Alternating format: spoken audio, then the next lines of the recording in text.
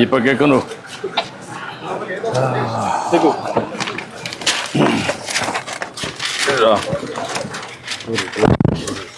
ఏంటి బస్సు ఏం చెప్పు. ఏముందండి అయ్యారండి ఇలాగ ఉన్నదండి దొరకో ఈ పక్క దొరకో. ఇంకా ఎంతమంది పిల్లలు? ఇద్దరా? ఒక ఇద్దరు అబ్బాయిలు ఒక అమ్మాయి అండి అయ్యారండి. ఏం చదివించేవాళ్ళని? పాప 10th చదివిందండి. అబ్బాయి ఏమో ఇంటర్ చదివాడండి. 22 సంవత్సరాలు. పాపకేమో 25 సంవత్సరాలు అండి. అది పెద్ద అబ్బాయి ఏమో 26 సంవత్సరాలు అని కొద్దిగా అనారోగ్యంగా ఉండి చనిపోయాడండి. అతను 2002లో చనిపోయాడండి. పెద్ద అబ్బాయి చనిపోయాడు. పెద్ద అబ్బాయి అండి. రెండో అబ్బాయి ఇంటర్ చదివాడండి. ఏదో ఫ్యాక్టరీలో చేసుకుంటున్నాడండి ప్రైవేట్గానండి. ప్రైవేట్ ఒక 8 ఏళ్ళు అలాగే ఇస్తున్నారు. లేదండి 22 సంవత్సరాలు అండి సార్. ఏం చదువుకున్నాడు వాడు? ఇంటర్ అండి. ఐటీ చదివాడండి. ఇంటర్ ఐటీ చేశాడు.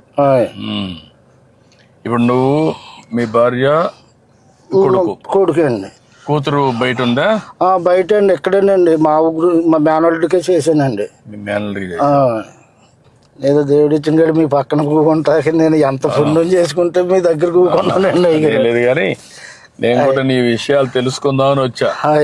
నేనేంటంటే పేదవాళ్ళకి న్యాయం జరగాలి. అయ్యో మన పరిపాలన చాలా బాగా చేస్తున్నారండి. అయ్యారు చాలా అభివృద్ధిలోకి చేస్తున్నారండి. ఈ వైఎస్ఆర్ గారి పార్టీ వచ్చాక అడుగట్టుకుపోయిందండి మొత్తం. కొంత ఇబ్బంది పడావు?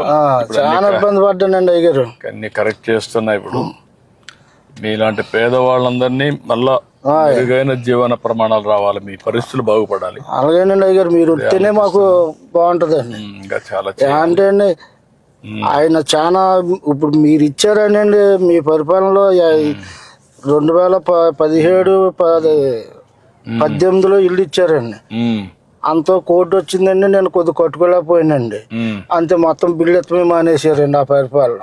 ఇప్పుడు ఆ ఇల్లు కూడా పెండింగ్ పడిపోయిందండి. ఏదో తినక అలగలగా గోడలు కట్టుకున్నానండి. పైన ఏడేసుకున్నానండి అయ్యారు. సొంత ఇంటి జాగానది మా నాన్నదండి. అదండి మా నాన్న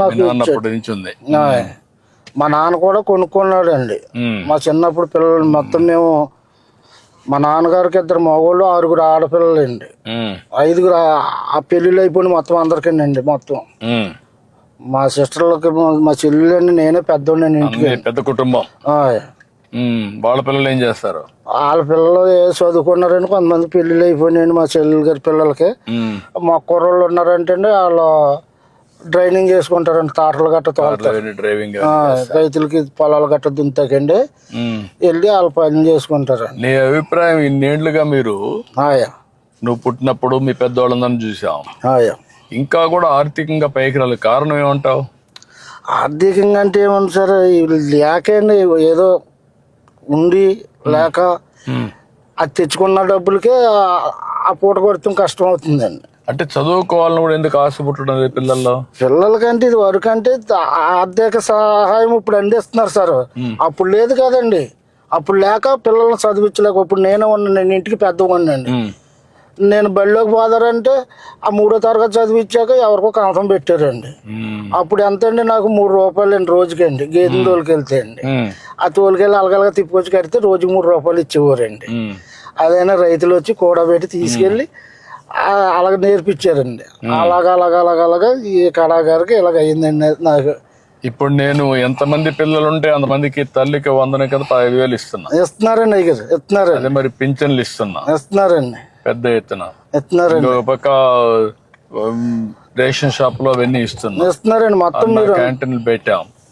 రైతు కూడా సహాయం చేస్తున్నాం. డప్పు కళాకారులకు ఇస్తున్నాం. అట్లా అందరినీ న్యాయం చేయాలి అని కూడా బాగా పైకి రావాలని నా కోరిక. అదే అండి బాగానే చూస్తున్నారండి అయ్యారు. మీ పరిపాలన బాగా చాలా సూపర్ గా చూసారండి. పోయిన గతంలో మొత్తం అందరిని నాశనం చేసేసారండి. నేనే కాళ్ళు అరిగేదందుకు తిరిగితేనే నాకు పని అవ్వలేదండి. అప్పుడు మాయ మాటలే ముందు నమ్ముతారు కానండి. మనం కష్టపడి మనం ఏదో చేస్తున్నాం అనుకున్నాం అనుకోండి అవి నమ్మరు కాదండి. మాయ మాటలే ముందు నమ్మేస్తారు జనం. మాయ మాటల్లోనే గాలిలో పడతారండి. దాన్ని ఎట్లా మనం వాళ్ళ పైకి వాళ్ళ జీవితం కోసం ఇప్పుడు ఉదాహరణ తెలుసుకుంటున్నారండి. ఇప్పుడు తెలుసుకుంటున్నారండి. గతంలో తెలుసుకోలేదండి. తెలుసుకోకుండా ఆయన గారు ఏదో మాకు కొండంత వచ్చేస్తుందని ఆశపడ్డారండి. ఇప్పుడు అసిమంటిది ఏం లేదండి. అదేంటంటే ఇప్పుడు మీరు వస్తేనే మళ్ళీ బాగుపడుతుంది, మళ్ళీ ట్రిప్ మీరు వస్తేనే ఇవన్నీ పనులన్నీ సాగుతాయి. మొన్న 5 సంవత్సరాల వల్ల బాగా నష్టపోయాం కదా. చాలా నష్టపోయామండి. ఒక పనిముట్టు ఏది చేశారండి, ఏది చేయలేదు. ఒక రోడ్డు వేసారా లేదండి, ఒక కాలనీలు కట్టారా లేదండి. ఎంతసేపు అక్కడ స్థలాలు ఉన్నాయి ఇక్కడ స్థలాలు ఉన్నాయని బోకర్లు బాగుపడ్డారు తప్పండి, అసలైంది ఏమీ లేదండి. మీకు నిజమైన లబ్ధిదారులకు పేదవాళ్ళకి దక్కలా ఏమి ఏం దక్కలేదండి. పేదవాళ్ళకి అసలు ఏమీ దక్కలేదండి. అంతా బయట వాళ్ళకి బోకర్లకి వెళ్ళకండి. బోకర్లో శుభ్రంగా అక్కడ సైట్ ఉందండి, అది కొనాలండి. ఎందుకంటే వీళ్ళకి 10 రూపాయలు రావాలండి. ఆ విధంగా స్కామ్ వేసేసారండి. ఏముందండి అసలు ఎక్కడ ఏదీ లేదు. ఇప్పుడు నేను పెట్టింది ప్రతి నెల మొదటి తారీఖున పేదల సేవలో అందరూ రావాలి, అందరినీ కలవాలి, అర్థం చేసుకోవాలి, మీకు సహాయం చేయాలని పెట్టాను. దీనివల్ల నీ అభిప్రాయం ఏంటి? నా అభిప్రాయం చాలా మంది నోట్లో ఇలా పెట్టారు, చంద్రబాబు నాయుడు గారు బాగా చూస్తున్నారు మనల్ని అన్న అభిప్రాయం ప్రతి వాళ్ళు మనసులో హృదయంలో కలిగిందండి అయ్యారు. ఇప్పుడు వైఎస్ఆర్కి వేసినా కానీ ఏమీ లేదు మనకని ఇప్పుడు జ్ఞానోదయం తెలుసుకున్నారండి వాళ్ళు ప్రజలండి. అవును. ఇంకొక ఎక్కడికో 100కో 1 ఎవరో 10 మంది అలాగ ఉన్నా కానీ మొత్తం 90 మంది కూడా మనకే మన పార్టీకే ఇప్పుడు పగ్గం కట్టారండి. ఎందుకంటే మళ్ళీ ట్రిప్ కూడా చంద్రబాబు గారు వస్తేనే కానీ పనులు జరగవు మనకే. అక్కడ ప్రాజెక్టు ఉండదు, ఇక్కడ అమరావతిలోని ఏమి ఉండదు. 5 సంవత్సరాలు చూసామని ఒక అభిప్రాయానికి వచ్చారండి. ఇప్పుడు ఇంకొక పని కూడా చేస్తున్నాను నేను. అయ్యా, నేను ఇచ్చే సహాయం ఇవ్వడం, కేంద్రం ఇచ్చే సహాయం కూడా తీసుకోవడం, రెండూ కాకుండా ప్రైవేట్ వ్యక్తులు సమాజం వల్ల పైకి వచ్చారు కొంతమంది. వాళ్ళు మీలాంటి కుటుంబాన్ని దత్తత తీసుకొని వాళ్ళు కూడా 10 రూపాయలు ఖర్చు పెట్టి మీకు సానుకూలంగా సూచనలు అవన్నీ చేస్తూ మీరు పైకి రావడం. ఉదాహరణ నువ్వు ఉన్నావు అనుకో, నువ్వు చెప్పులు కుడతావు, బాస్కెట్స్ అన్ని అమ్ముతావు, నీకు కాస్త కొస్తారు దినాన్ని 4 గంటలు పని చేస్తావు, ఆరోగ్యం బాగాలేకపోయినా. అటువంటిప్పుడు వాళ్ళు కూడా వచ్చి కొంచెం ఆర్థిక సహాయం చేసి నీకు ఆలోచనలు ఇస్తే నీకేమైనా జీవితంలో ఇంకొంచెం మెరుగవుతుందా? నేను ఇచ్చేది కాకుండా అవుతుందండి అయ్యారు, అవుతుందండి. ఎట్లా ఉపయోగించుకుంటా అలాంటి వాళ్ళు వస్తే మీ దగ్గరికి?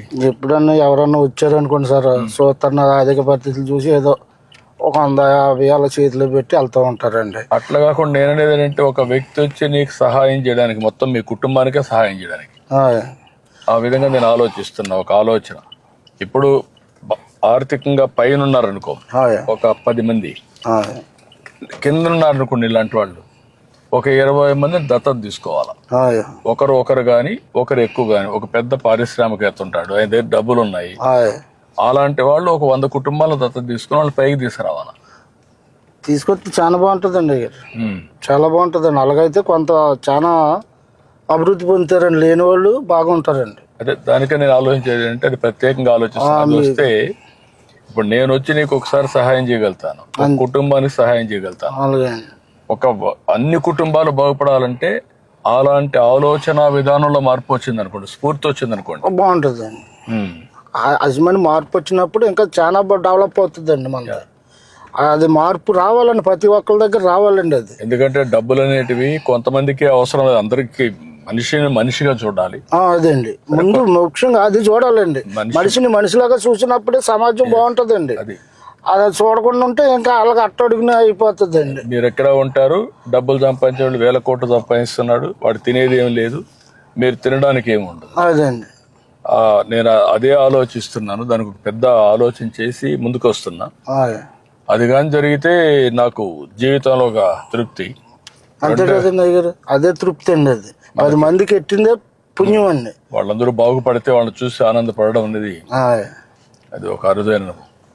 ఎన్ని ఇళ్ళు ఉన్నాయి మీ ఊర్లో? ఈ ఊర్లో చాలా ఇళ్ళు ఉన్నాయండి. మా మొత్తం 400 గడప ఉంటుందండి. మాదిపల్లి అండి. మాదిపల్లి 400 గడప. ఏం పని చేసుకుంటారు అందరూ? అందరూ కూలి పనికి వెళ్తారండి అయ్యారు. కొంతమంది ఏమో చదువుకున్న వాళ్ళని జాబులు చేసుకుంటారు పిల్లలు, కొంతమంది ఏమో డైలీ కూలి పనికి వెళ్ళిపోతారండి. ఎక్కడి నుంచి రాజమండ్రి పోతారా? రాజమండ్రి కదండి, ఇక్కడే మా లోకల్లోనండి. జాబులు చేయాలంటే రాజమండ్రి, హైదరాబాద్, వైజాగ్ ఇవన్నీ బయటకు వెళ్ళిపోతారు. కానీ ఇక్కడ కూలి పనులు ఇక్కడ ఇక్కడ మా వ్యవసాయాలు ఇక్కడ రైతు వరకు వెళ్తారండి డైలీగానండి. ఏదో ఉపాధి హామీ పనులకు కూడా వెళ్తారండి. బాగానే ఉంటుందండి. ఇక్కడ పనిలో గట్రా వెళ్ళిపోతారండి, ఖాళీగా కూకోరండి. ఎంతైనా కష్టపడి ఆ పూట గడుస్తుంది తప్ప జీవితంలో తెచ్చుకుంటాం, కష్టపడి తెచ్చుకుంటాం, అది తింటాము. అది అలాగా కానీ పోగేసుకుంటాక ఏమి లేదండి. అయ్యారు పోగు చేసుకోవడానికి లేదు, కొంచెం రెస్ట్ తీసుకోవాలన్నా వెసులుబాటు లేదు. లేదండి. అంతా మీరు వచ్చాక మాకు అంతా బాగుందండి సార్. బాగా చేయాలి. ఇంకా నేను మీ అందరినీ పైకి తీసుకురావాలి. మీరందరి జీవితాలు బాగుండాలి, ఆనందంగా ఉండాలి. దానికోసం ఆలోచిస్తాను. ఇదంతా మాదిపల్లి నేను. మన మాదిపల్లినా? ఓకే.